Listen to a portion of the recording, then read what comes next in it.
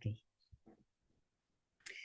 Buenas tardes, buenos días, depende de donde estéis conectados y donde estáis asistiendo a esta primera sesión de la cuarta clínica de investigadores, investigadoras en derecho animal. Tenemos una gran alegría de comenzar esta actividad nuevamente que tiene ya 4 años de experiencia y en la que han participado grandes figuras, investigadores.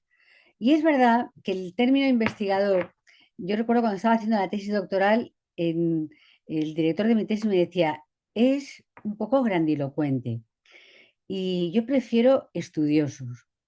Y a mí, realmente, después de algunos años, he llegado a la conclusión de que es verdad que el término investigador es el que usamos, pero el alma de todo investigador es la de un estudioso, la de alguien que se interesa por un aspecto y el nuestro es aquello que el derecho puede hacer por los animales. Pero como el derecho no es una ciencia aislada y que además se gobierna por sí misma, sola, que no depende de nadie, tenemos el privilegio, y en esta clínica siempre lo hemos practicado, de abrir las puertas del estudio de la condición de los animales dentro de esta sociedad de hoy a especialistas de otras materias. Es más, a especialistas, como es el caso de hoy, los veterinarios, que son imprescindibles para un progreso sensato, para un progreso realista de la condición y de la aceptación de los animales dentro del derecho. Yo no voy a presentar al ponente de hoy, aunque me encantaría hacerlo. Se me escapan las palabras del entusiasmo y de la admiración que le profeso desde hace muchos años, porque también hemos trabajado juntos. Trabajar es compartir afanes y también algunos retos, como fue el máster en Derecho Animal. Didac, tengo una deuda de gratitud muy grande contigo y te la quiero expresar, pero la presentación de tu persona, de tu trayectoria, de tu obra y del tema que hoy nos convoca le corresponde a nuestro moderador, del que sí que voy a decir unas pocas palabras.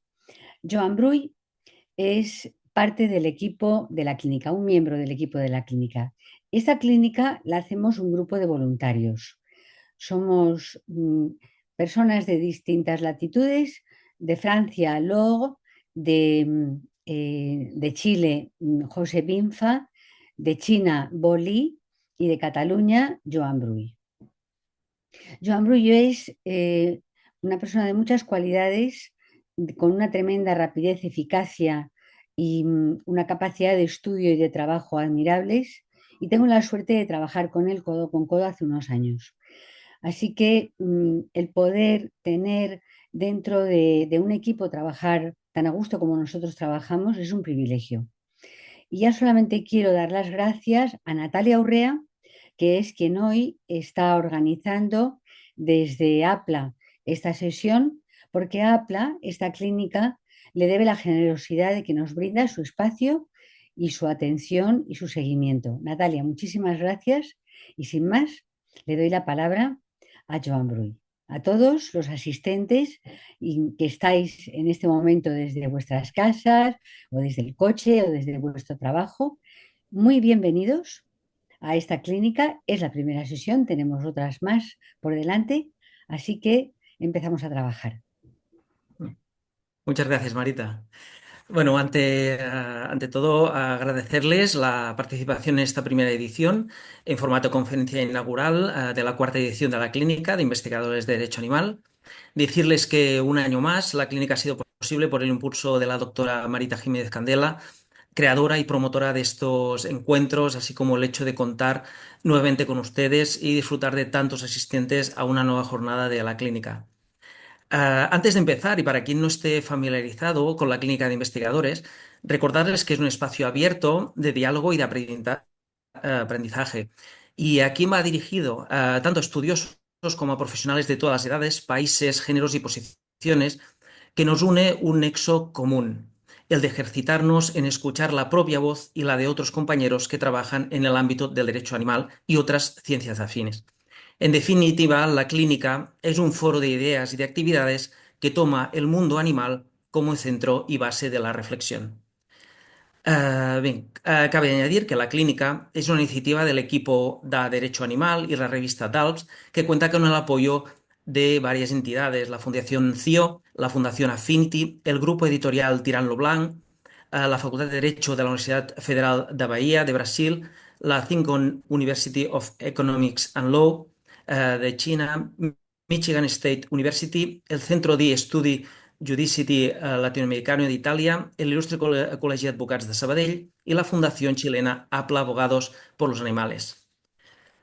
Pues bien, como antes anunciamos, en el día de hoy abrimos esta cuarta edición de la clínica con una magnífica conferencia inaugural que será impartida por el doctor Dídac Segura, que estoy convencido será de gran interés al tratar un tema, pensamos, bastante tabú durante muchos años. Celebramos que se pueda hablar de ello abiertamente y con el rigor que se merece por la sensibilidad que implica. En su previa de lo que hoy nos contará, defiende que el vínculo humano-animal ha sufrido una enorme evolución en los últimos años. Los animales de compañía han pasado a ser considerados miembros de la familia y el vínculo que establecemos con ellos ha ido adquiriendo las características y la intensidad del vínculo propio entre humanos. En este contexto, el doctor Segura afirma que su pérdida desencadena reacciones de la misma intensidad emocional que la pérdida de nuestros allegados.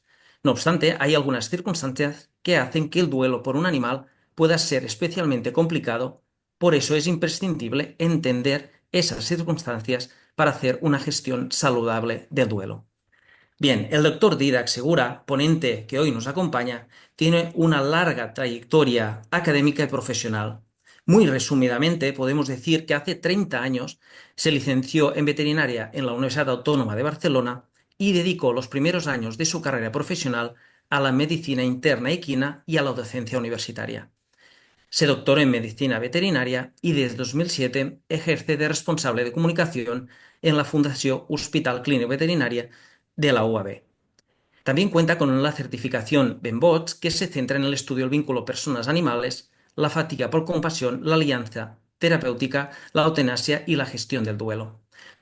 Compagina su actividad profesional con la docencia en la misma Universidad Autónoma de Barcelona sobre comunicación, orientación al cliente, gestión del duelo, tanto en el grado de veterinaria como en varios cursos de posgrado de la misma universidad. Previo a darle paso, debo añadir que el doctor Segura, muy amablemente, estas últimas semanas me ha ido asesorando sobre el tema del que nos ilustrará y sobre el cual esta tarde tendremos el placer de debatir.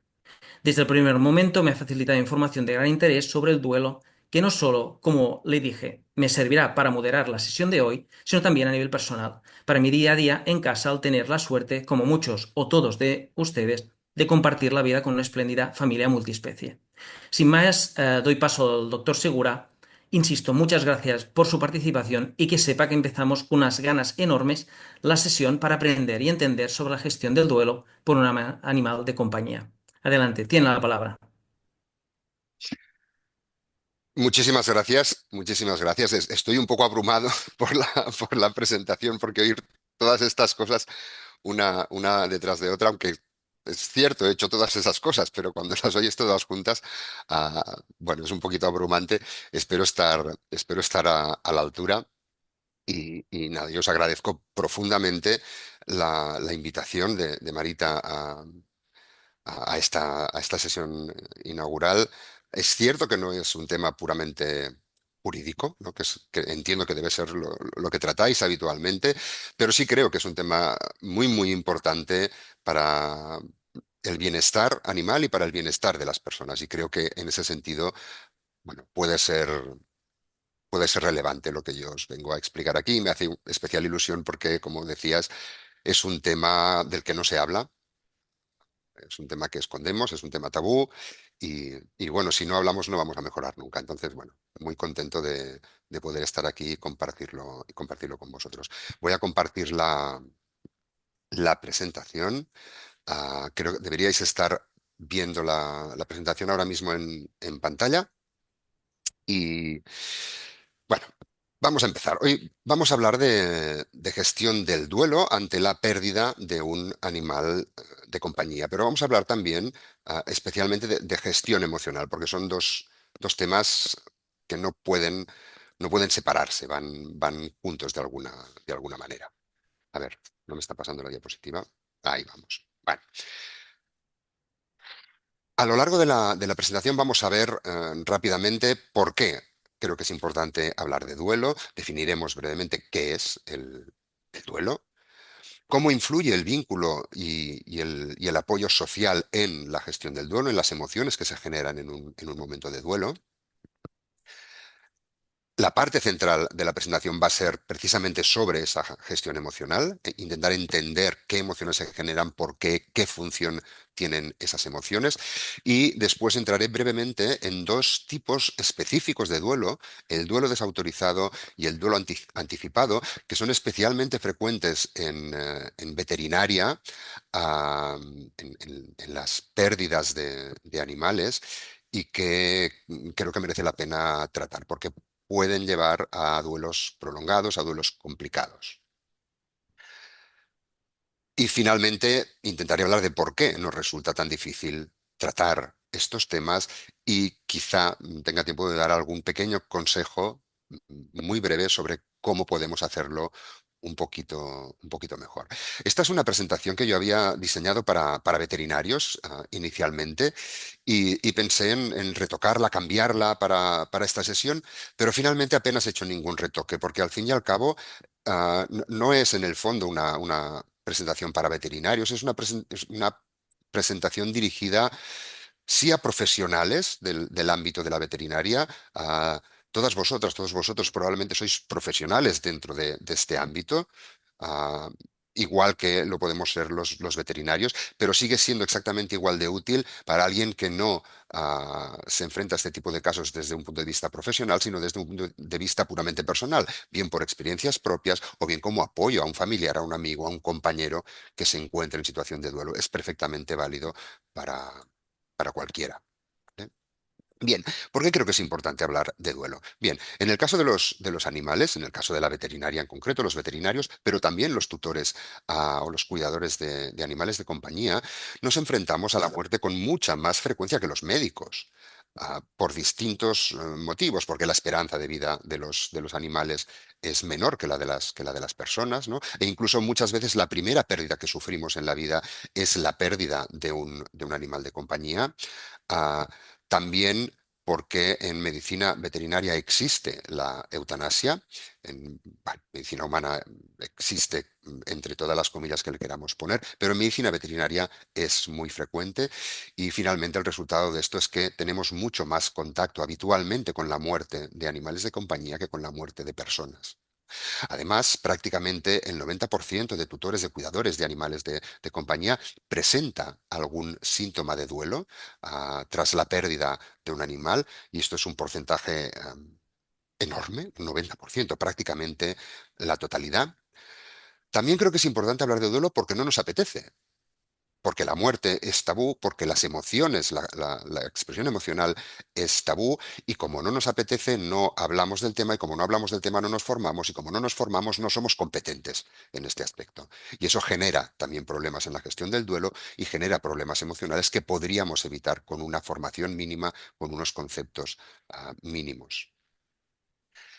También nos ayuda a crecer profesionalmente, ser capaz de identificar qué emociones está manifestando esa persona que tenemos delante, conocer cuáles son los motivos, conocer cuál sería una forma correcta de responder a esa expresión emocional. Obviamente, en el caso profesional, ante un cliente, nos va a ayudar a ofrecer a ese cliente lo que realmente necesita, pero también personalmente nos va a ayudar a- para que cuando llegue el momento en que nosotros suframos una pérdida y entremos en un proceso de duelo, entendamos mejor qué nos está pasando y podamos gestionar mejor esa situación. Y finalmente, y esto sí va muy dirigido a veterinarios, porque el estudio que citamos aquí, el estudio de Nogueira del 19, es en concreto con veterinarios, porque lo hacemos peor de lo que creemos. En este estudio en concreto se analizaba una situación en concreto de eutanasia y preguntaban, después de haber hecho esa consulta, preguntaban a los veterinarios cómo creían ellos que habían llevado esa comunicación sobre la eutanasia y después preguntaban a los clientes cómo consideraban ellos que el veterinario había llevado esa conversación sobre la eutanasia. Y los resultados, curiosamente, los veterinarios consideraban que lo habían hecho muy bien, en general, y los clientes consideraban que los veterinarios lo habían hecho bastante mal en general, ¿no? Y aquí hay un riesgo frecuente, yo creo que no solo en veterinaria, quizá también en otros ámbitos, y es que a veces creemos que la experiencia es suficiente para aprender en según qué ámbitos. Yo, como llevo muchos años siendo veterinario, enfrentándome a este tipo de situaciones, yo esto ya lo manejo muy bien. Bueno, quizá lo manejo muy bien para mí, para autoprotegerme y para no sufrir yo en este tipo de situaciones. Pero a lo mejor no lo llevo tan bien para que el cliente no sufra, para que la otra persona no sufra. Entonces, la experiencia no es suficiente, se necesita formación. Entonces, a veces el hecho de tener experiencia nos puede hacer pensar que somos mejores de lo que realmente somos en la gestión de este tipo de situaciones emocionales. ¿Qué es el duelo? El duelo se puede definir de muchas formas diferentes, hay muchas definiciones de duelo, yo he elegido esta, como podría haber elegido otra, pero esta me parece breve y muy, muy concisa. El duelo es una respuesta ante una pérdida afectiva, obviamente si perdemos algo que no nos importa y con lo que no tenemos ningún tipo de vínculo, probablemente no se va a generar una reacción de duelo, pero no solo es una respuesta ante una pérdida, es una respuesta natural y es una respuesta saludable ante una pérdida. Y esto es muy importante tenerlo en cuenta. Es absolutamente necesario pasar un proceso de duelo, para salir de esa pérdida sin problemas emocionales añadidos. También es duelo el conjunto de respuestas emocionales que manifestamos ante una pérdida y que tiene una función concreta. Luego entraremos en cuál es la función de las emociones en casos de duelo. Am, que esencialmente tienen la función de moderar el estrés, de moderar el exceso de sintomatología emocional que sentimos en el momento de la pérdida, ¿no? Pero también es ese conjunto de respuestas emocionales. Y por fin también es duelo el periodo de adaptación a esa pérdida. Y aquí he puesto de 6 a 12 meses. Puede ser más largo, puede ser más corto, pero en cualquier caso no estamos hablando de unos días, de unas semanas, estamos hablando de meses. No es un proceso breve, no es un proceso rápido. Dura mucho tiempo, tardamos mucho tiempo en gestionar de una forma correcta, saludable, una pérdida emocional de una persona, de un animal. ah, Incluso de un objeto a veces, o de una casa, ¿no? Podemos hacer procesos de duelo ante cualquier pérdida, de cualquier tipo, ¿sí? Pero son procesos largos. ¿Eh? Os hago un apunte muy breve de la terminología anglosajona, porque así como nosotros a estas tres cosas le llamamos duelo, en la nomenclatura anglosajona, por si consultáis bibliografía anglosajona, distinguen entre tres conceptos. Grief, que son las emociones y reacciones físicas, puramente, ante la pérdida. Mourning, que es la expresión externa que yo hago de esas reacciones físicas. Y finalmente, bereavement, que es el periodo durante el cual se manifiesta ese mourning, durante el cual yo hago expresión externa de esas reacciones, básicamente. A veces nosotros esta etapa de bereavement le podemos llamar luto también, quizá se podría identificar un poco con el luto, ¿no? Pero bueno. En castellano, en catalán habitualmente hablamos de luto, en inglés distinguen estas tres situaciones y hay que tenerlo en cuenta si consultáis bibliografía anglosajona. ¿Vale? Y ahora vamos a hablar un poquito muy, muy, muy poquito, de la influencia del vínculo humano-animal en los procesos de duelo. Porque y sí, yo creo que los procesos de duelo que estamos viendo y que estamos viviendo actualmente tienen una gran, gran relación por la evolución enorme que ha tenido el vínculo humano-animal en los últimos, yo diría quizá 30, 40 años. Depende de los países, depende de las culturas, ¿no? Pero ha habido una evolución muy, muy grande de ese vínculo últimamente. Y vemos cosas como esta. La mayoría de los tutores considera a su animal como un miembro de la familia. Esto es algo que probablemente no pasaba hace 50 años, pero que hoy en día es lo más habitual. Estamos hablando de la mayoría de los tutores. También hay estudios que demuestran que el vínculo humano-animal puede ser comparable o incluso superior al vínculo con otros humanos. Y también hay estudios que hablan del duelo puramente, en los que se ha estudiado el duelo por un animal, se ha comparado con el duelo por una persona y se ha visto que pueden ser equivalentes. En el estudio de Eckert, en concreto, se comparaba eso, la intensidad del duelo por animal o por una persona, y sí que ganaba la intensidad de duelo por las personas, pero la magnitud de la diferencia era muy, muy pequeña. Y eso quiere decir que en algunos casos el duelo por un animal tenía una intensidad superior al duelo por una persona. ¿Mm? Aquí hay una frase que quizá parezca una perogrullada: la intensidad del duelo es proporcional a la intensidad del vínculo. Y pensaremos, sí, claro, obviamente cuanto más vínculo hay, pues más duelo habrá ante la pérdida, ¿no? Sí, efectivamente es así. Pero lo quiero poner para que veáis que hay estudios que demuestran eso. Esto no solamente es una sensación, esto es una realidad que se ha estudiado y se ha demostrado que es así. Y de hecho en esta diapositiva veis montones de referencias. A mí me gusta siempre poner referencias de las afirmaciones que hago en una presentación, pero podría haber puesto solo la más importante, ¿no? He querido poner muchas para que tengamos claro que todo esto de lo que vamos a hablar hoy no son sensaciones, no son y bueno, yo creo que esto funciona así y tal. No, no, no. Todo esto es ciencia. Todo esto se ha estudiado muchísimo en humana, y hasta hace unos años se extrapolaba mucho de humana cuando hablábamos de gestión del duelo en animales, pero ahora ya tenemos un pool de bibliografía en animales sobre gestión del duelo ante la pérdida de un animal. Y bueno, he querido plasmarlo en esta diapositiva poniendo un montón ah, de referencias. A partir de ahora habrá menos, habrá solo las justas, pero me parecía que era importante que tengamos claro que esto es ciencia, no son sensaciones simplemente. ¿Eh? Y finalmente, lo que decía antes, prácticamente el 90% de tutores ante la pérdida de un animal de compañía manifiestan como mínimo un síntoma de duelo, y el 35% continúan presentando síntomas de duelo a los 6 meses, y hasta el 22%, más del 22%, al cabo de un año. Entonces, no son procesos lentos. Bien, voy a hacer un breve apunte sobre el apoyo social que luego utilizaré para hablar en concreto del duelo desautorizado, de aquel tipo específico de duelo del que hablábamos. Y es que la falta de apoyo social es un factor de riesgo muy, muy importante para la evolución del duelo. Am, es imprescindible tener una red de apoyo social si queremos hacer un duelo sano. Y de hecho hay estudios en los que se ve claramente que un nivel alto de apoyo social del doliente, de la persona que está sufriendo ese duelo, predice duelos de mucha menor intensidad, duelos mucho menos complicados. Y incluso desde el punto de vista de la terapia del duelo, los profesionales, los terapeutas del duelo, los que se dedican a gestión del duelo de forma profesional, consideran que uno de los aspectos esenciales de la intervención aguda en crisis de duelo es la provisión de apoyo social. Todo empieza por ahí y después se van añadiendo otras cosas. Pero lo más importante inicialmente es que exista un grupo, una red de apoyo social. Esto lo voy a dejar aquí y luego lo recuperaremos cuando hablemos de la privación. Bien.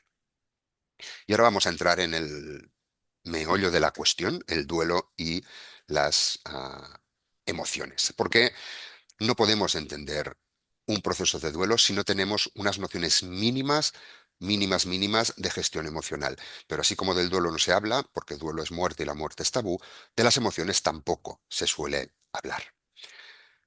¿Qué son las emociones? De nuevo, hay muchas definiciones posibles de emoción.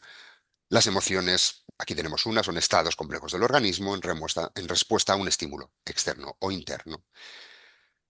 Y tienen una función. Y para mí esto es esencial. Las emociones son respuestas biológicas que tienen una función, en general una función adaptativa que nos ayuda a moderar el estrés y nos protege, en el caso de un duelo, por ejemplo, del exceso de sintomatología que nos sobreviene en el momento de conocer la pérdida o de vivir la pérdida de un ser con el que tenemos una vinculación emocional importante. Son estados subjetivos. Las emociones se pueden manifestar de formas diferentes en diferentes personas, pero sí que es muy, muy importante entender que las emociones son respuestas biológicas que nos sirven para adaptarnos al entorno, que no son evitables, que es sano que aparezcan y que tienen funciones concretas que veremos un poquito más adelante, ¿no? Y esencialmente ese aspecto funcional de las emociones se puede resumir en esos tres puntos de entrada. Tienen una función de adaptación a la situación del entorno, nos permiten adaptarnos mucho mejor a la situación que estamos viviendo, bien sea por acomodación o por asimilación, luego pondremos algún ejemplo. Tienen también una función motivadora, nos empujan a la acción, a diferentes tipos de acción en función de la emoción de la que estemos hablando, pero nos llevan a actuar de un modo determinado. Y finalmente tienen una función social, tienen una función informativa, tienen la función de hacer saber a los demás cómo estoy yo en ese momento y eso les da pistas de cómo deben dirigirse a mí.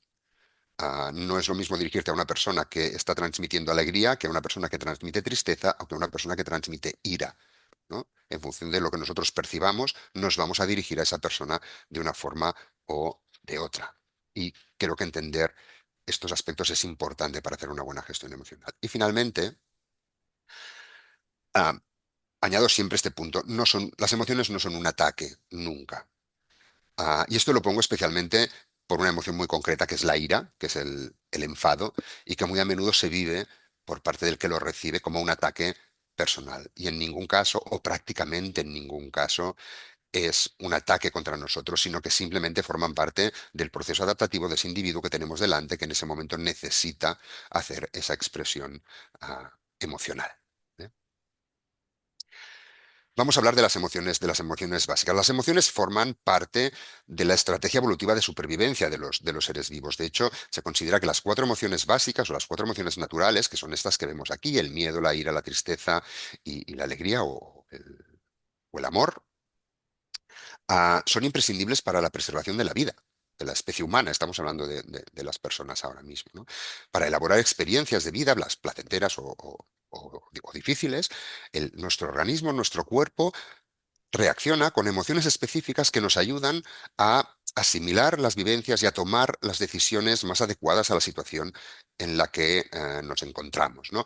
El miedo, por ejemplo, que es la primera que tenemos aquí, ah, es una situación de alarma, es una alarma ante una situación potencialmente amenazante, ante una amenaza, ¿no? Los síntomas fisiológicos del miedo ponen al sujeto en un estado de alerta, hacen que activan mecanismos neuronales, centros cerebrales, ah, interviene la amígdala, interviene el hipocampo, nos dan acceso a memoria intrínseca, hacen que estemos mucho más atentos y que seamos capaces de captar mucha más información de nuestro entorno, y todo eso nos proporciona una cantidad enorme de información adicional que no tendríamos si nuestro organismo no hubiera expresado esa emoción y finalmente nos permiten responder de una forma mucho más adecuada a la realidad, bien por acomodación o bien por asimilación. La acomodación esencialmente consiste en modificar la situación externa y la asimilación consiste en modificar nuestro estado interno. Ah, a ver, si yo tengo miedo a la oscuridad y estoy en un entorno oscuro y enciendo la luz, he hecho una acomodación, he modificado la situación externa. ¿Mm? En el caso, cuando hablamos de situaciones de duelo, por ejemplo, no podemos hacer una acomodación, nosotros no podemos cambiar la situación externa, ese animal ya no está, ha muerto, entonces necesitamos hacer una asimilación, necesitamos cambiar cómo nosotros vemos la situación. ¿Mm? Una vez hemos resuelto esa situación por acomodación o bien por asimilación, esa emoción ya ha cumplido su función y desaparece.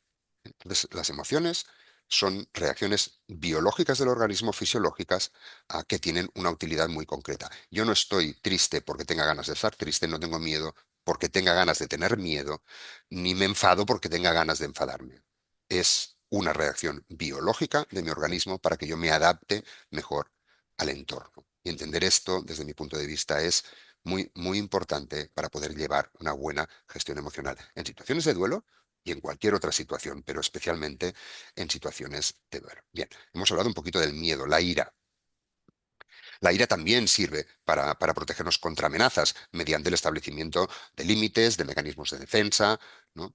Ah, Estas emociones básicas regulan también de algún modo el nivel de contacto o retirada con el mundo externo y con el mundo externo. Algunas de estas emociones nos llevan a acciones que nos acercan al mundo externo, nos separan de nuestro mundo interno, y otras de estas emociones nos separan del mundo externo y nos acercan a nuestro mundo interno, en función de qué es lo que necesitamos nosotros en ese momento.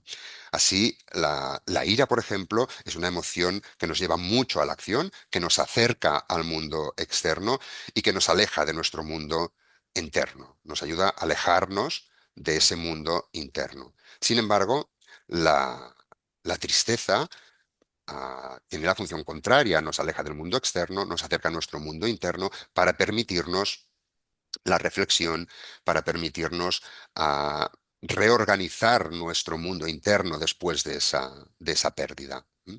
Entonces, cada una de las emociones tiene una función concreta y nos lleva a tomar unas acciones concretas.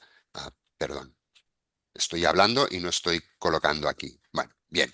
La tristeza, como os decía, nos lleva a situaciones de aislamiento, de introspección, que nos ayudan a eso, a ordenar, a reorganizar, a repensarnos, a repensar la situación en la que nos encontramos ahora mismo, ¿no? En pasar de lo que creemos que ha pasado a aceptar lo que realmente ha pasado, ¿no? La alegría, el amor. ¿Para qué sirve en general la alegría, el amor? Bien, su función esencialmente es conseguir seguridad, conseguir autoconfianza, conseguir apoyo social, ¿no? ¿Y a qué acción nos lleva para conseguir eso? Pues al contacto, a la interacción social, a interaccionar con, con el exterior, de algún modo, nos lleva hacia afuera. ¿Qué pasa con estas emociones en una situación de duelo? ¿Qué particularidades tienen estas emociones en situaciones de duelo? Perdón. Vamos a hablar un poquito del miedo. ¿A qué podemos tener miedo en una situación de duelo? Podemos tener miedo a muchas cosas. Podemos tener miedo al futuro. Podemos tener miedo a no ser capaces de elaborar esa pérdida. Podemos tener miedo a no saber cómo va a ser nuestra vida sin esa relación, a no ser capaces de superar el dolor, a no ser capaces de manejar los aspectos prácticos que necesito manejar ante la pérdida de un animal, a no poder manifestar el dolor que siento. También podemos tener miedo a eso. Podemos tener miedo a la propia muerte. La muerte de un ser querido, sea una persona o sea un animal, nos puede llevar a reflexiones sobre la muerte y podemos de repente tener miedo de nuestra propia muerte. Hay muchos miedos diferentes que pueden relacionarse con situaciones de duelo. Y ese miedo nos lleva a establecer límites muchas veces, a defender nuestro espacio vital, a reprimir lo que inconscientemente nos está produciendo dolor también, a pedir ayuda, por ejemplo. El miedo es una emoción que nos lleva muy a menudo a ser capaces de pedir ayuda, ¿no? A tomar decisiones como estrategia de prevención, ¿no? Si a mí me da miedo a contarle a mis hijos lo que ha pasado, pues voy a pedir ayuda a mi pareja o voy a pedir ayuda al veterinario para que me ayude a explicarle a mis hijos la situación y qué es lo que ha pasado, porque a lo mejor yo no soy capaz de responder a las preguntas que tienen, ¿no? También nos ayuda a tomar decisiones para evitar riesgos innecesarios, ¿no? Bien, mm, íbamos a adoptar un cachorro, ahora no vamos a adoptar el cachorro, no lo vamos a adoptar, porque ahora mismo emocionalmente no estamos como para adoptarlo, ¿no? Ese miedo a que puede ser me lleva a tomar una decisión para prevenir un riesgo que ahora mismo no me puedo permitir. Con la ira nos vamos a entretener un poquito más, muy poquito más, pero un poquito más, porque es como, yo creo que es una emoción más compleja de entender, ¿no? La ira, el enfado, si queréis, ¿no? Am, ¿Con quién nos enfadamos ante una pérdida? Nos podemos enfadar con el mundo, nos podemos enfadar con Dios, si somos creyentes, nos podemos enfadar con el ser que ha muerto también. Nos podemos enfadar. ¿Por qué me has dejado solo? ¿Por qué me has tenido que hacer esto en este momento? Son cosas que nos pueden pasar perfectamente con la cabeza. Nos podemos enfadar con los supervivientes muchas veces, ¿no? Yo tengo un animal de 15 años, y tengo un cachorro de 3 meses y mi cachorro de 3 meses se muere. Y yo pienso, ¿por qué? ¿Por qué? ¿Por qué se ha muerto él? ¿Por qué no se ha muerto mi animal de 15 años? Que ese es el que se tenía que morir, ¿no? Y llego a casa y no puedo mirarlo porque me da rabia que haya sido el pequeño y no haya sido él. Porque si hubiera sido él, yo ya lo hubiera asimilado. porque ya tocaba, pero el pequeño no, ¿no? Podemos enfadarnos también por eso. Am, Estar enfadado de algún modo nos permite seguir siendo fieles a la relación, ¿no? Nos permite expresar que no aceptamos esa muerte, ¿no? Aceptar esa muerte sería como fallarle a nuestro ser querido. No sentir rabia sería como aceptar esa pérdida, ¿no? Como darnos por vencidos, ¿no? La ira sirve muchas veces también como tapadera emocional para emociones incómodas, para la tristeza, para el dolor. Si dejo de estar enfadado, voy a estar triste. Y yo no quiero estar triste, no me veo preparado, no tengo ganas de la tristeza, ¿no? Y utilizo esa ira para, como tapadera emocional, ¿no? Insisto, todo esto es inconsciente, ¿eh? No son decisiones conscientes que nosotros tomamos. Simplemente nuestro cuerpo dice, bueno, tú ahora mismo no eres capaz de soportar ese dolor, no eres capaz de soportar esa tristeza, pues te enfadas. Te enfadas y con eso ganas tiempo para ir elaborando por debajo la pérdida, ¿no? Am, Alba Pallás, que es una autora que ha escrito mucho sobre duelo, que tiene un magnífico libro que se llama Las tareas del duelo, es un libro muy académico, pero que yo recomiendo, y de hecho muchos de los contenidos o algunos de los contenidos de esta presentación surgen de este libro de Alba Pallás. Dice que el enfado es una forma de mantenerse en la periferia del dolor. Y es absolutamente cierto. Mientras estoy enfadado, no estoy doliendo. Y el dolor nos da miedo. Bien. Y finalmente, el enfado, y esto es relativamente frecuente en veterinaria, hablo desde el punto de vista profesional de un veterinario, lleva muchas veces al litigio. Am, el litigio es un enfado desplazado en forma de culpabilización. Ah, Se necesita un culpable, yo no soy el culpable, obviamente, es mi animal, yo no puedo ser el culpable. ¿Quién es el culpable? Pues el veterinario, al que tengo delante, porque no lo ha hecho bien, porque ha llegado tarde, porque se ha equivocado en el tratamiento, por lo que sea. Y los veterinarios recibimos muchas amenazas de litigio ante pérdidas, sobre todo ante pérdidas repentinas que no se han podido elaborar. Lo cierto es que si nosotros entendemos que ese te voy a denunciar ah, es simplemente la expresión emocional de alguien que en ese momento no tiene más armas para gestionar lo que está sintiendo, podemos llegar a ser capaces de responder con empatía a eso. Si nosotros respondemos con ira, si nos enfadamos, si nos lo tomamos como algo personal y pensamos, pero ¿qué me está contando este hombre? Yo que tengo 20 años de experiencia, que he hecho lo mejor por este animal, que me he estado todas las noches aquí con él y ahora encima dice que la culpa es mía, pero ¿esto qué es? Responder con ira a la ira simplemente escala la ira. No, no vamos a llegar a ningún lado. Esa persona no tiene nada personal contra nosotros, simplemente está intentando gestionar lo mejor que puede una situación que le supera.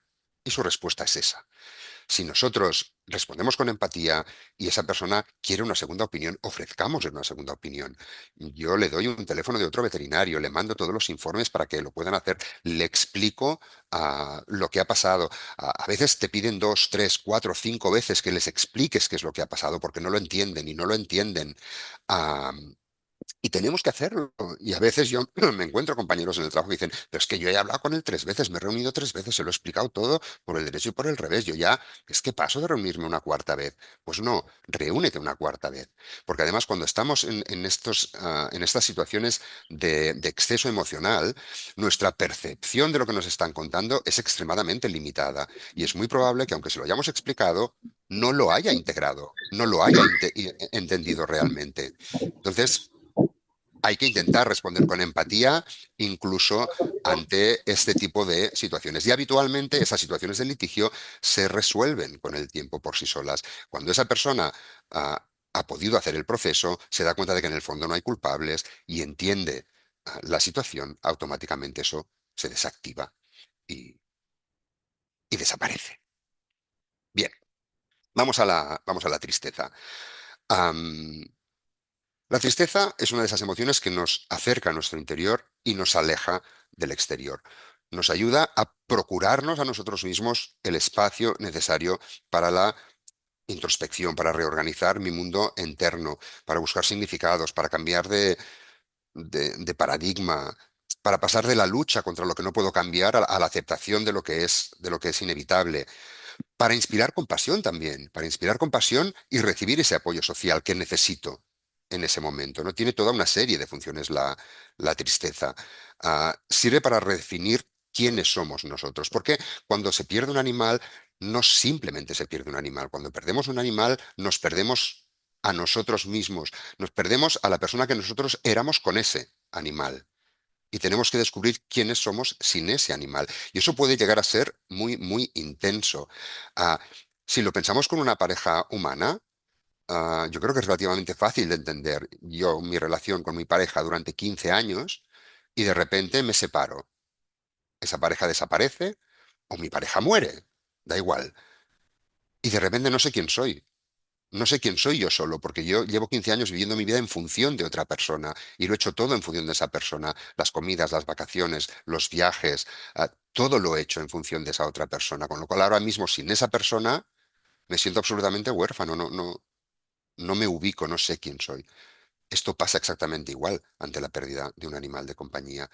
Si yo paseaba cada tarde a mi perro y estaba 2 horas paseando con el animal y eso me permitía estar alejado de casa en un hogar en el que tengo un conflicto enorme y una relación muy tóxica con mi pareja quizá, pero gracias a esos paseos con el perro yo puedo sobrellevar eso.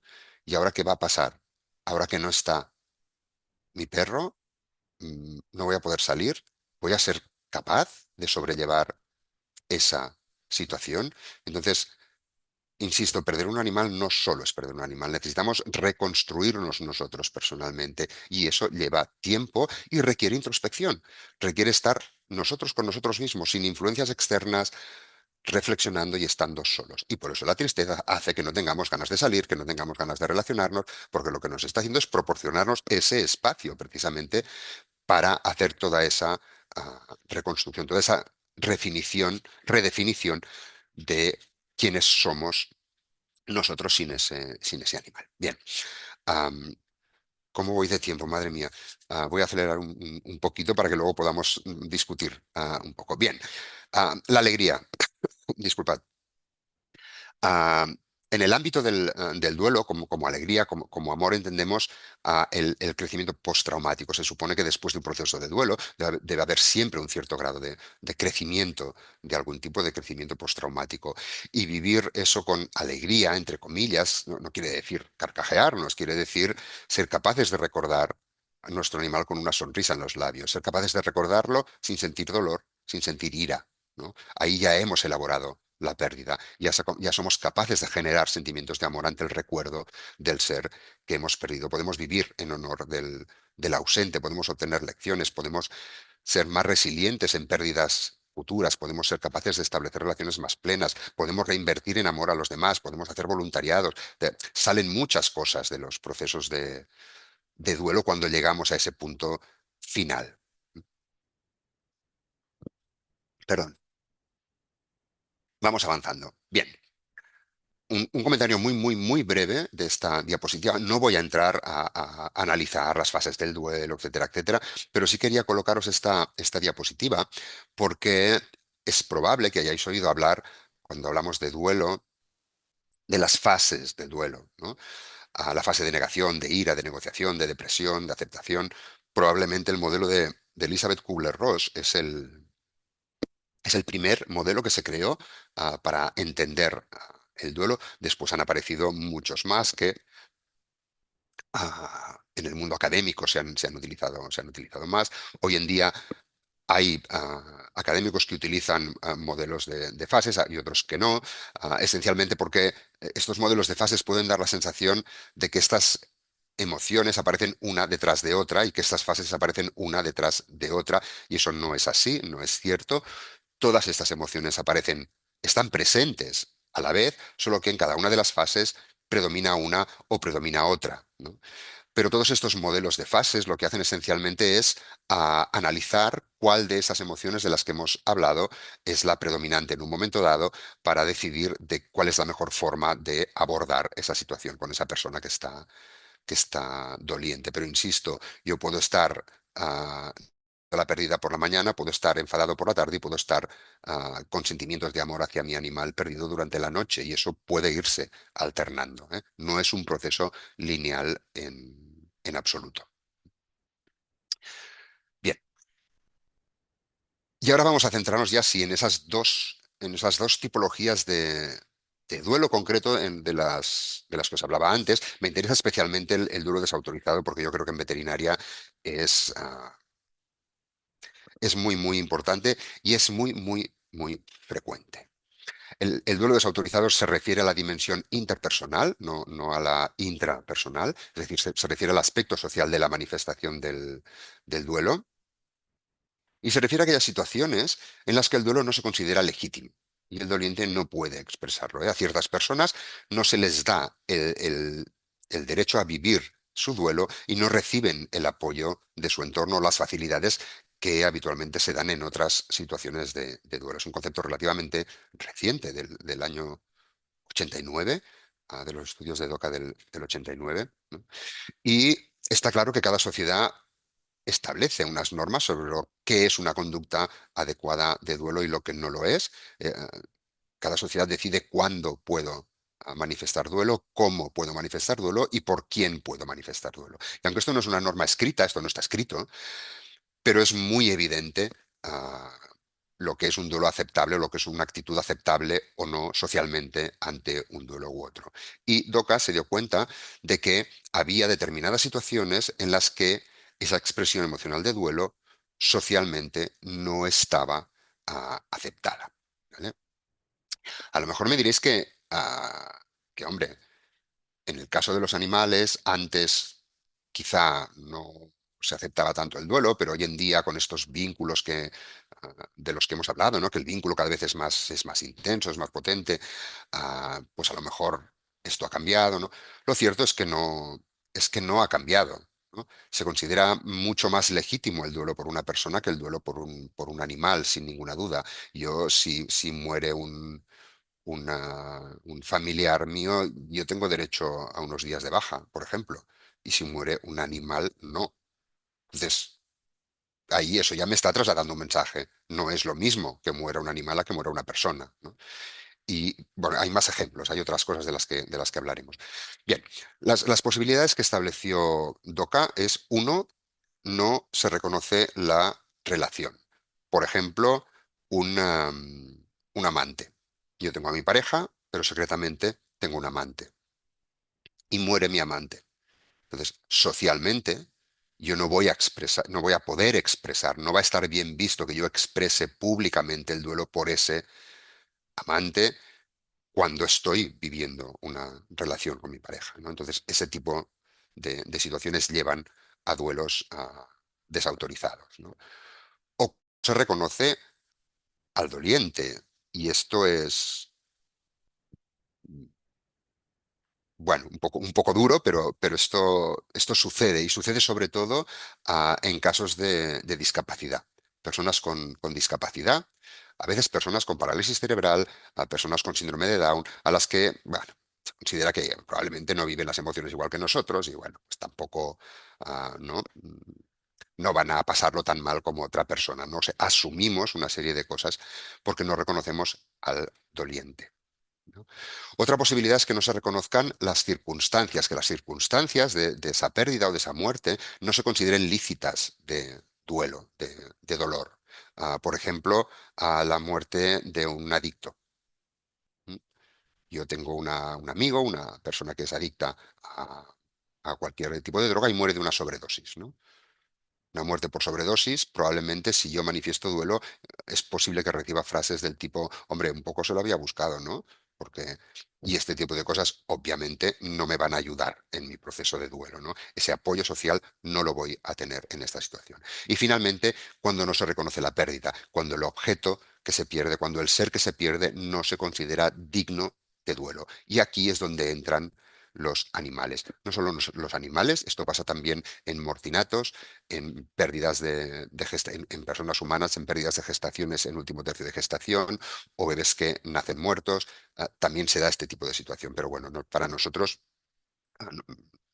nos interesa porque en el caso de la veterinaria es muy, muy frecuente que no se reconozca esta pérdida, ¿no? Como os decía, yo no me puedo coger días de baja por la pérdida de un animal. Si yo tengo la boda de mi mejor amigo el domingo y se muere mi padre, pues obviamente todo el mundo va a entender que yo no vaya a la boda y me van a decir, hombre, faltaría más. No, no. no vengas, pero si se muere mi cobaya, probablemente muy poca gente va a entender que yo diga, no, mira, no puedo venir a tu boda porque se ha muerto mi cobaya, ¿no? ¿Qué reacciones voy a tener? Probablemente no voy a tener mucho apoyo social ahí. Me van a tachar de que se me va la cabeza o de que soy un poco exagerado o de que estoy hablando, ¿no? Entonces, aunque nos pueda parecer, aunque el vínculo ha evolucionado mucho y la intensidad emocional que yo vivo es la misma que si hubiera perdido una persona, la realidad es que socialmente todavía no tiene la misma aceptación.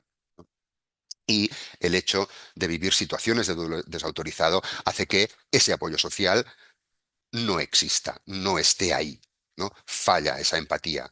Ah, recibes críticas, y todos esos procesos sociales, psicológicos, relacionales se conjuran de algún modo para inhibir el apoyo social que hemos visto antes, que es la parte esencial en los momentos iniciales del duelo. Y también se ha estudiado que los dolientes privados de duelo tienen muchas más posibilidades de sufrir efectos psicológicos adversos, que no son baladís: depresión, suicidio, ansiedad, intensidad de duelo, duelos complicados, duelos prolongados. Hay muchos estudios que hablan de esto. Entonces, ah, yo creo que el duelo desautorizado es una cosa que nos tenemos que plantear muy seriamente, cuando estamos hablando de pérdida de animales de compañía, porque es una de las mayores situaciones de duelo desautorizado que nos podemos encontrar. Y ese duelo desautorizado se convierte en un trauma acumulativo. La pérdida es devastadora, pero esa imposibilidad de expresar el duelo y de recibir apoyo social a ese duelo, ah, genera un trauma que los terapeutas del duelo denominan trauma acumulativo, que puede ser igual de intenso o incluso superior al generado por la propia pérdida del ser con el que tenemos esa vinculación. Y además, obviamente, se compromete ese crecimiento postraumático, ¿no? Eso que decíamos, el final de un proceso de duelo sano tiene que terminar con un cierto crecimiento postraumático. Hemos de ganar algo de esa evolución. Bien, pues ese crecimiento postraumático se compromete, desaparece, ah, o disminuye, en casos de duelo desautorizado. Insisto, es muy frecuente en veterinaria y yo creo que los veterinarios, obviamente, yo digo, somos figuras de referencia, me estoy refiriendo a los veterinarios, pero no solo los veterinarios, cualquiera de... Todos vosotros, ¿por qué estáis aquí? Estáis aquí porque os interesa realmente. Somos aliados de algún modo en este sentido, ¿no? Nosotros creemos ah, que tenemos el mismo derecho a manifestar duelo por la pérdida de un animal que por la pérdida de una persona, ¿no? En ese sentido, creo que somos todos figuras de referencia y creo que es nuestra responsabilidad legitimar este tipo de duelos. Y como veterinarios, obviamente, porque estamos en primera línea y muchas veces somos testigos de esas primeras manifestaciones de duelo. Entonces, si nosotros lo primero que hacemos es desautorizar ese duelo, si alguien se nos pone a llorar y nosotros le decimos no llores, automáticamente lo que le estamos trasladando es: esa actitud que tú tienes no es lícita en esta situación, ¿no?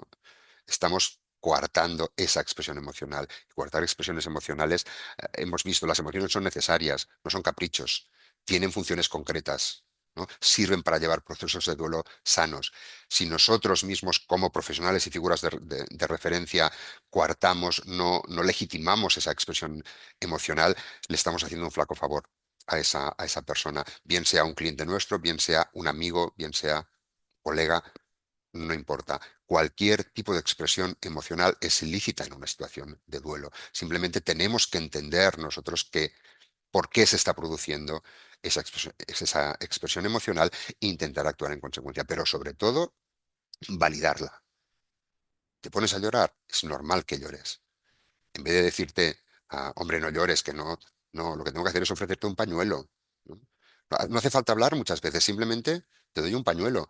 Simplemente darte el pañuelo te está diciendo, puedes llorar, es lícito. ¿No? Es muy fácil, los gestos son muy fáciles y a menudo no lo hacemos bien, y hablaremos de esto después, porque no sabemos cómo hacerlo, porque nos incomoda la expresión emocional de otra persona. Que un desconocido se nos ponga a llorar delante nos pone muy incómodos, no sabemos cómo reaccionar y lo que queremos es que deje de llorar. ¿Mm? Hablaremos de esto un poquito más adelante. Bien, hablamos un poquitín de duelo anticipado. ¿Qué es el duelo anticipado? Pues bueno, un conjunto de reacciones-respuestas de emociones de duelo, pero que se producen antes de que se haya producido efectivamente la pérdida. Eso también puede, perdón, pueden replicarse cualquiera de las fases del duelo, cualquiera de las emociones que acostumbran a aparecer en situaciones de duelo. Ah, Muy a menudo en este tipo de situaciones son frecuentes los sentimientos de culpa, de vergüenza, ¿no? Ostras, me pongo a llorar simplemente porque, pero mi animal sigue vivo, ¿no? Entonces, nosotros mismos pensamos, jolín, no tendría que estar haciendo esto, ¿no?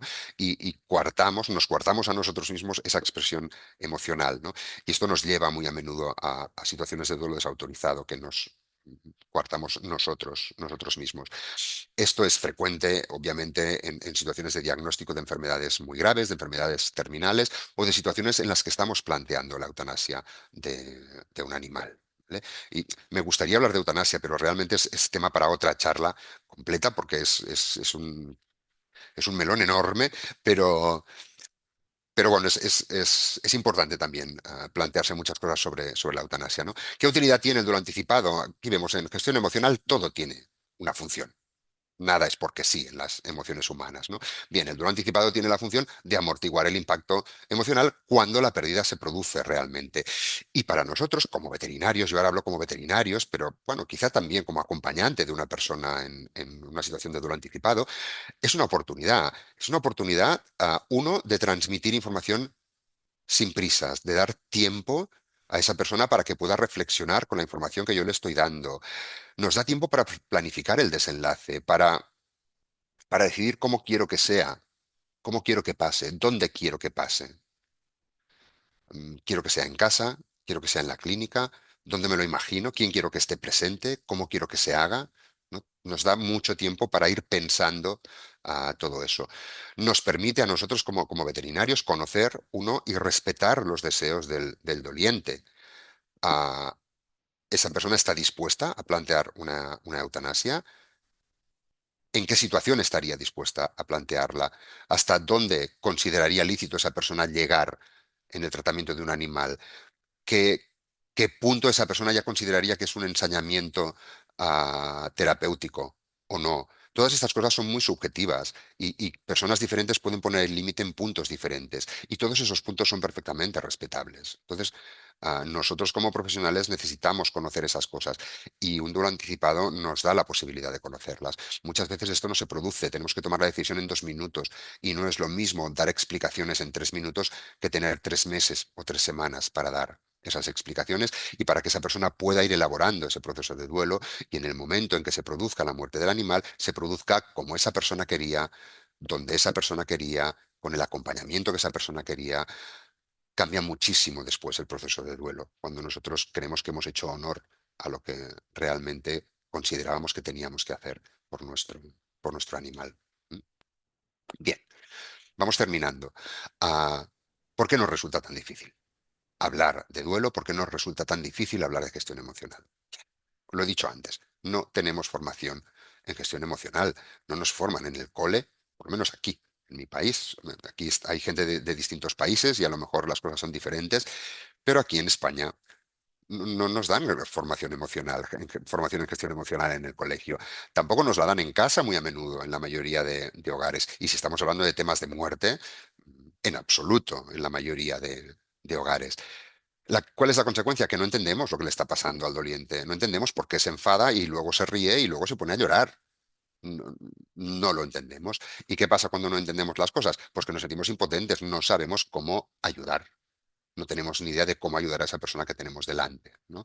Y entonces aparece lo que yo denomino empatía malentendida, que es un poquito de lo que os he estado hablando antes. ¿A quién estoy intentando ayudar? ¿Estoy realmente intentando ayudar al doliente, a esa persona que se ha puesto a llorar delante de mí?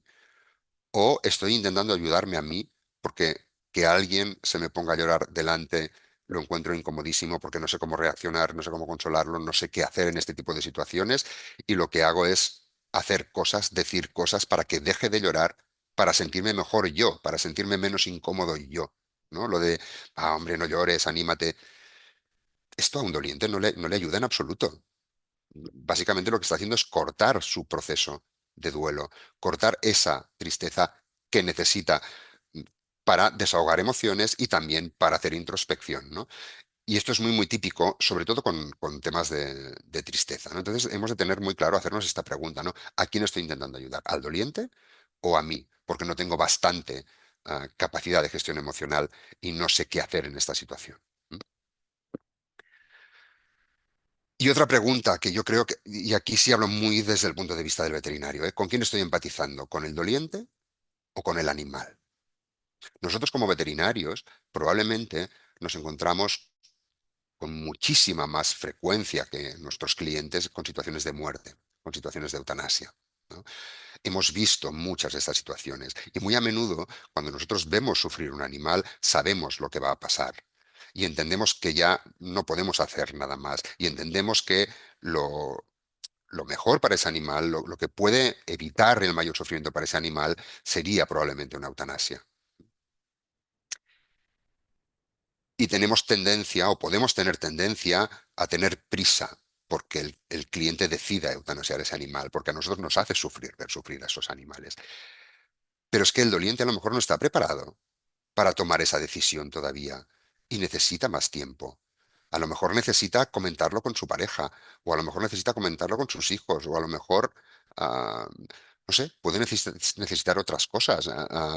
O, o ir a la iglesia a rezar. Es que, claro, cada uno es un mundo y cada uno tiene unas necesidades emocionales diferentes, ¿no? Y por un lado estamos nosotros intentando que ese animal deje de sufrir y por el otro lado está ese cliente que no termina de decidirse cuando nosotros ya estamos viendo, ya le hemos dicho por activa y por pasiva que no podemos hacer nada más, ¿no? Bien, necesitamos empatizar con el doliente.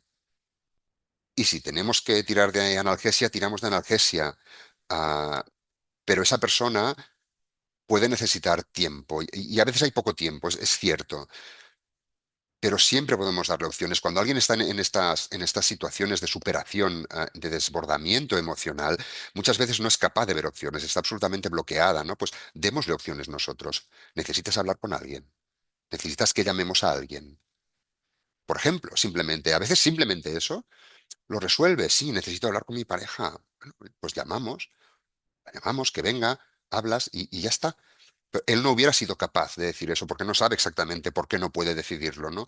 Ayudémosle en ese momento, ¿no? Nosotros que estamos lúcidos, que sabemos un poquito de gestión emocional, echémosle un cable, ¿no? Y no nos fijemos única y exclusivamente en qué le está pasando al animal. ¿Vale? Bien. ¿Qué hacer, qué no hacer, qué decir, qué no decir? Termino rapidito. De entrada, no utilizar clichés. Los clichés son soluciones simplistas a situaciones muy complejas. Lo del tiempo lo cura todo, todo pasa por alguna razón. Esto, por favor, eliminémoslo de nuestro vocabulario en este tipo de situaciones. Y aparte, lo del tiempo lo cura todo. Mira, al doliente que dentro de una semana o dentro de un año se encontrará mejor y no tendrá dolor, le importa un rábano, perdón por la expresión, pero si no le importa nada, no le ayuda en nada este tipo de frases, ¿vale? No comparar nunca. Comparar habitualmente es una tendencia a minimizar la importancia de lo que ha pasado.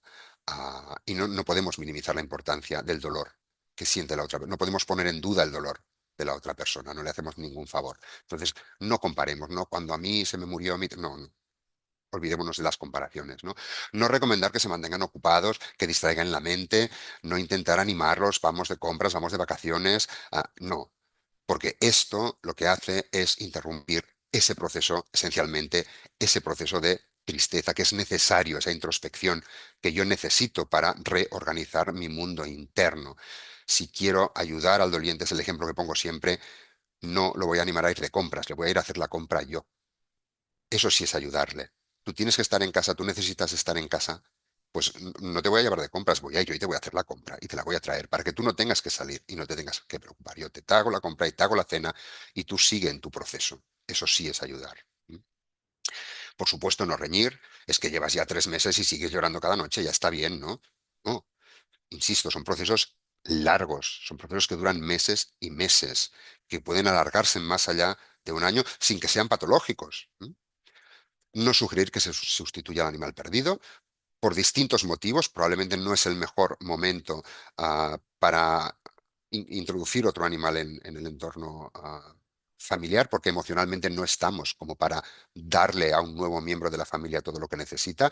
Y por otro lado, porque si nosotros sugerimos esa sustitución, podemos tener reacciones de ira, porque obviamente los animales son insustituibles. Entonces, ningún animal va a sustituir al animal que he perdido, ¿vale? Finalmente, muy brevemente, 4 mini consejos para hacerlo mejor. Es evidente que nosotros no podemos controlar de ningún modo cómo va a responder el doliente ante una pérdida, lo hemos visto antes, la expresión emocional es subjetiva, cada uno puede responder de maneras diferentes en función de su vida anterior, experiencias anteriores, etcétera, etcétera, pero sí podemos controlar cómo respondemos nosotros ante el doliente, qué actitud tomamos nosotros. Y lo primero, lo he dicho un par de veces, validar emociones. Cualquier expresión emocional es lícita y necesitamos validarla, no negarla en ningún caso. Am, Dar tiempo, lo acabamos de decir, son procesos largos, necesitan tiempo. Empatizar de verdad, no empatizar para que yo me sienta más tranquilo, sino empatizar para ayudar a la otra persona, intentar saber qué es lo que necesita la otra persona, ser totalmente honestos, sobre todo en procesos de duelo avanzado. Ah, a veces, bueno, ya veremos, igual con ese tratamiento mejora un poco y se encuentra mejor, ¿no? Si sabemos que eso no va a pasar, no podemos decir una cosa por el estilo. Hemos de ser honestos siempre, acompañando, intentando ayudar, pero siempre ser absolutamente honestos. Conocer nuestros límites y ofrecer recursos si es necesario. Nosotros no somos terapeutas. Quizá alguno de vosotros es terapeuta, lo desconozco, pero en general, nosotros como veterinarios no somos terapeutas, somos veterinarios.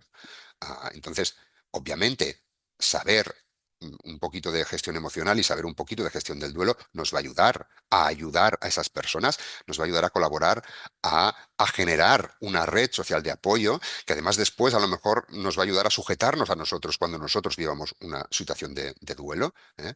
Am, pero si nosotros vemos cosas que no nos acaban de encajar, que nos pueden hacer sospechar que esa situación de duelo se está prolongando demasiado o que hay manifestaciones que quizá no nos parezcan naturales, pues vamos a ofrecer ayuda de un profesional, vamos a recomendar a esa persona que consulte a un profesional de la gestión del duelo, porque no es nuestro trabajo. Eso es simplemente saber 4 cosas para poder hacerlo un poquito mejor, pero en ningún caso para tratar a personas en procesos de duelo complicado. Evaluar y autoevaluarnos, evaluar la situación antes de hacer cualquier comentario o antes de tomar cualquier acción y autoevaluarnos a nosotros, ¿no? ¿Por qué he tenido esta actitud ante esta situación? ¿Ha sido porque realmente quería ayudar? ¿Ha sido porque no tenía más recursos? ¿Ha sido porque estaba incómodo y necesitaba salir de ahí? ¿Por qué me ha pasado esto, ¿no? Y en función de eso, formarnos. Si realmente yo me doy cuenta de que no soy capaz de gestionar bien las emociones ante este tipo de situaciones, pues formarse es una buena opción. Hay recursos, nos podemos formar y eso nos va a hacer ser mejores profesionales y probablemente mejores personas. Y hasta aquí lo que os tenía que contar. Ha sido mucho material ah, de una vez, porque quería hablar de muchas cosas, pero bueno, ahí lo dejamos. Aquí tenéis mi contacto por si me queréis hacer cualquier consulta una vez haya terminado esta sesión. Y nada, yo aquí lo dejo y así podéis, voy a dejar de compartir, ¿no? Aquí, exacto. Y así volvemos a estar todos juntos. Y si queréis hacer cualquier comentario, tenéis alguna pregunta o alguna aportación, yo estoy encantado de... Muchas gracias. Didac, creo que es un anime la decisión de ver que ha sido súper interesante la ponencia. Ya te lo dije en privado que tenía unas esperanzas enormes para la utilidad y la intensidad de tu ponencia y creo que has superado con creces lo que esperaba, mis expectativas. Nos has abierto los ojos en muchos temas. Coincido con la doctora Marita que los aplausos, o sea, creo que ha sido genial. Y ahora como somos más de 20 personas, sí que agradecería que primero ceder el turno a Marita, si quiere, que estoy seguro que querrá plantear alguna duda o inquietud que le haya surgido de tu ponencia. y las otras personas, los otros participantes, si pueden levantar la mano y vamos un poco con orden de las preguntas que vayan saliendo, ya que nos quedan pocos minutos. Normalmente las clínicas duran una hora y media más o menos. Nos podemos alargar un poquito, pero bueno, como ya vamos bastante pasados de tiempo, pues a ver si estos 15, 20 minutos, pues tenemos algunas preguntas. Marita. Bueno, muchísimas gracias, Joan, por darme el turno de palabra. Gracias también por esa función que hoy desempeñas, como siempre, tan eficazmente de moderador. Y en primer lugar, quiero dar las gracias a Didac por esta espléndida conferencia. Eh, yo ya te había oído, pero me ha parecido completamente nueva. Y es más, o sea, la he seguido como casi, o sea, como programa de aprendizaje, es como un curso de autoconocimiento. Hay cosas que me han interesado cuando las he oído muchísimo, pero yo tengo una duda que a lo mejor también se le plantea a alguno de los compañeros que te han oído, ¿eh? Que es, mm, me ha parecido en la bibliografía que citas, que te agradezco muchísimo, porque te das cuenta de la hondura y de la importancia que tiene este tema que has tratado hoy, tan poco conocido. ¿Por qué hay tan poca literatura en castellano? O bueno, o sea, ¿a qué se debe esto? Hay poca, hay muy poca realmente. De hecho, o sea, bueno, sí hay algunos artículos escritos por grupos españoles que trabajan desde aquí. Jaume Fatjó, por ejemplo, desde la cátedra de la Fundación Affinity, Sí. han hecho varios estudios sobre vínculo, han hecho estudios muy interesantes sobre vínculo, quizá no específicamente sobre duelo, pero bueno, sí sobre vínculo, pero están publicados en revistas, están publicados en inglés. Es así. Y sí encontramos algunos libros escritos por autores españoles y, por ejemplo, el libro que he citado, el de Alba Pallés, Las tareas del duelo, pero que es cierto que es un texto dirigido a humana totalmente y, y un texto muy académico, muy, muy útil, porque es cierto que hay muchas cosas que son extrapolables. Para mí, ah, yo he llegado a un punto en que yo creo que no deberíamos distinguir ya entre el duelo por la pérdida de una persona y el duelo desde el punto de vista emocional. Hablo desde el punto de vista emocional. Entonces, todas las reacciones que se describen ante la pérdida de una persona, para mí, pueden ser exactamente las mismas que se describen para la pérdida de un animal de compañía.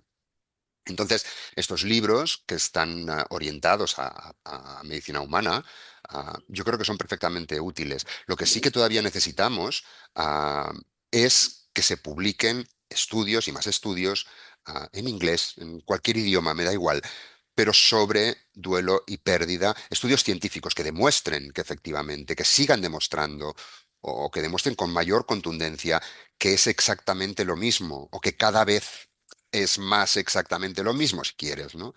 Porque eso yo creo que es lo único que finalmente nos va a poder llevar a que ese duelo desautorizado vaya disminuyendo y en algún punto futuro, deseo, no sé si espero, pero deseo que podamos llegar realmente a equiparar una cosa y otra, a que yo me pueda pedir un día de baja si muere mi animal, a que alguien no encuentre raro que yo no quiera ir al cine porque se ha muerto mi periquito.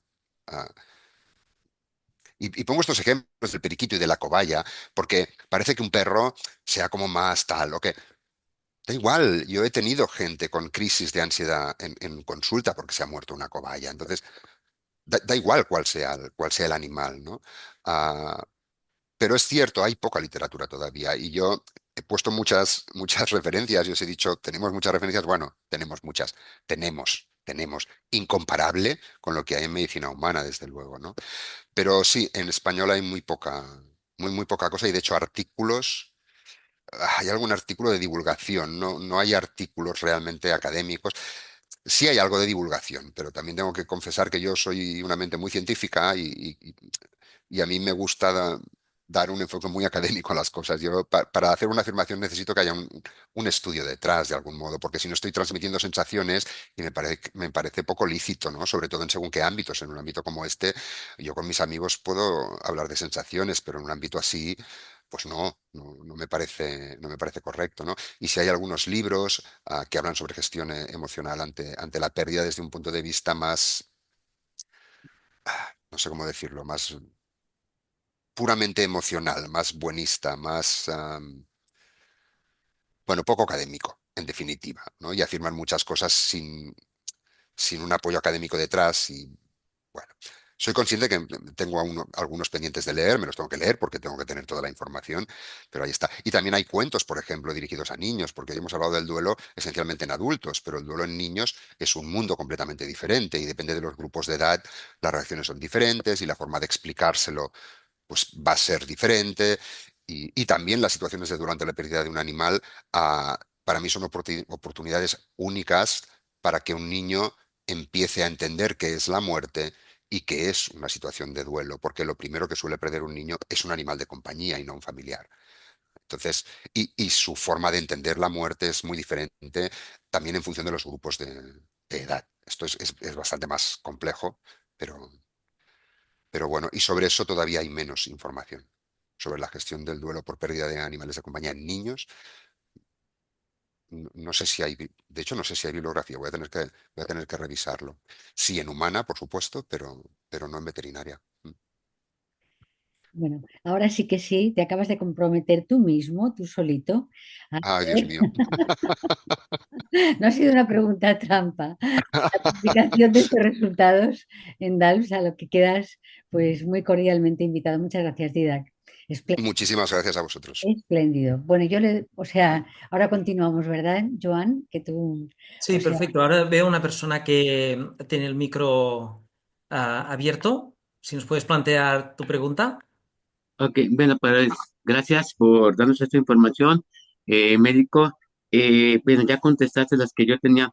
Si los duelos entre, ¿en quién se da más? ¿En mujeres o en hombres? Tanto niños como niñas. O sea, quiero entender que lo que explicaste pues varía mucho. El otro punto, desde tu conocimiento como médico, pues te llega a ti todo el tiempo ese tipo de personas con ese tipo de duelos. ¿Quién debiese llevar el acompañamiento previo para que lleguen ahí? Y el otro punto, ¿el duelo desde tu perspectiva no, es la pura muerte o también la pérdida de que se te pierda el perro o que el papá, mamá le quitan el perro al niño? Te comento porque pues a mí me toca ver todo ese tipo de casos. Lamentablemente a mí me toca ver la muerte, a mí me hablan cuando ya hay un siniestro, me hablan cuando ya hay una pérdida. Yo soy perito federal en Ujú. comportamiento canino, entonces yo voy a lo mío, pero escucho la persona, escucho la crisis y pues en realidad no sabes qué hacer. Yo voy nomás a hacer peritaje y cada quien agarra su línea, pero en este tipo de cosas que acaban de hablar ustedes, pues no hay quien le den seguimiento, no hay quien le den un acompañamiento y lamentablemente las personas se hacen aprensivas, agarran otro perro y reinciden porque a mí me toca, como entrenador profesional, me toca de repente encontrarme una persona que tuvo un duelo y le cambia toda la atmósfera al perrito. O sea, es algo increíble que deberíamos de tomar en consideración que debe de haber alguien que acompañe en antes, un durante y un pre.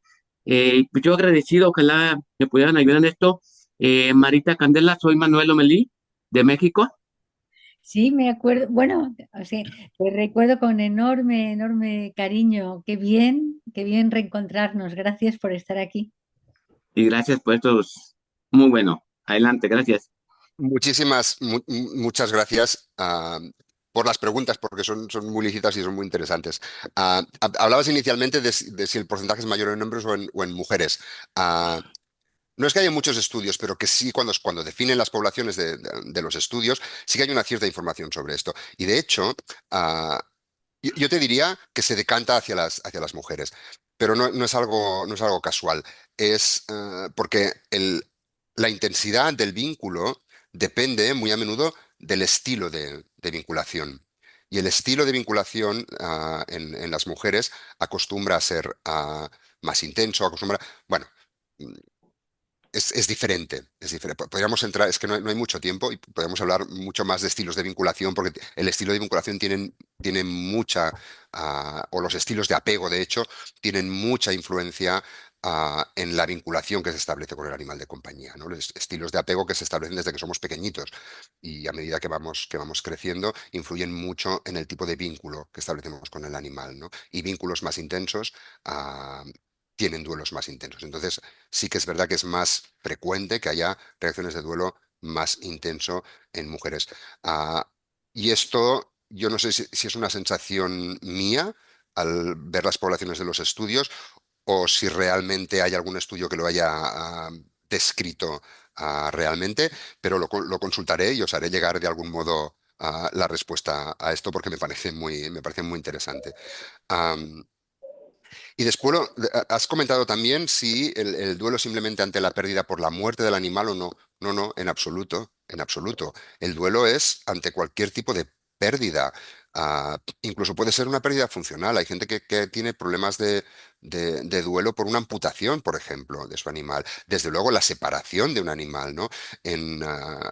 Y aquí lo hemos visto, parejas que se separan, o sea, dos clientes que son parejas se separan y claro, al final el animal es de uno de ellos, que es el que viene con ese animal, y la otra parte de la pareja viene, yo no le puedo dar información porque legalmente ese animal no es de esa persona, pero estoy viendo que realmente está pasando un proceso de duelo enorme por la separación de ese animal y se generan a veces situaciones, sí, sí, absolutamente intensas de duelo simplemente por la separación. No, no tiene por qué morir el animal, no, no. Situaciones de pérdida, de separación, de cualquier tipo pueden generar procesos de duelo. Igual que lo puede generar la mudanza de una casa, cuando no la separación de un ser con el que tienes una relación tan intensa. No, no, en absoluto es necesario la muerte para generar un proceso de duelo.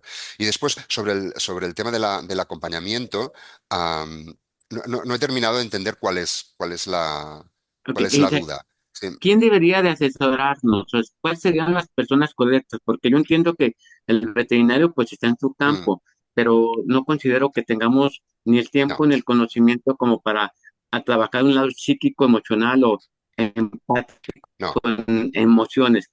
Pero yo. no.